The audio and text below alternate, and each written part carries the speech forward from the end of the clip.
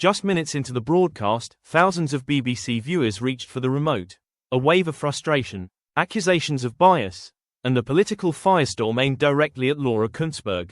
What happened on Sunday with Laura Kuenssberg that caused fans to switch off almost instantly? Tonight we break down the backlash, the anger online, and the controversy brewing behind the BBC's flagship political show. The episode opened like any other, a sharp political debate featuring Labour's Heidi Alexander, Shadow Chancellor Mel Stride, and Green Party leader Zach Polansky. The central topic, Rachel Reeves' upcoming budget, set to be revealed on November 26. Taxes, spending, and Britain's financial future dominated the conversation, but viewers were not listening. They were fuming. Social media erupted as many noticed something missing: no Reform UK representative on the panel. This came just days after former Reform UK Wales leader Nathan Gill was sentenced to 10.5 years in prison for taking bribes to make pro-Russian remarks. A huge national story, and yet, no mention of Gill's case during the show. Within minutes, angry posts flooded X, Twitter.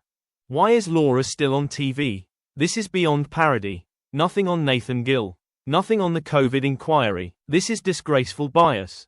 Laura Kuenssberg should be embarrassed. For many viewers, the absence of Reform UK and the silence on Gill's sentencing were not oversight, they were evidence of BBC double standards. As the episode continued, the reaction online only intensified.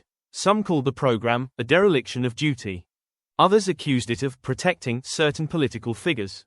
One viewer wrote, "If this involved Labour, she'd be all over it." Another added, "Turned off immediately." Nothing impartial about this lineup. The lack of discussion about COVID inquiry revelations, particularly related to Boris Johnson, deepened the outrage. At the centre of it all was Laura Kuenssberg, facing the same recurring criticism. Impartiality, fairness, and trust.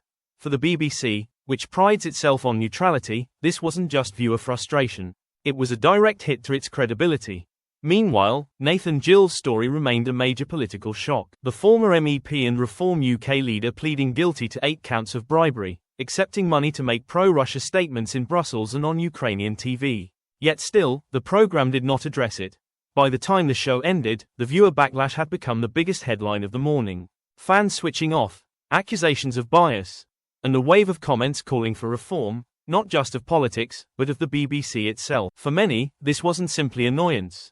It was a warning. Trust must be earned, and once lost, it is difficult to rebuild. As Laura Kuenssberg faces renewed scrutiny, one question hangs in the air. Can the BBC convince viewers that its Sunday flagship is truly impartial? Or will moments like this continue to drive audiences away?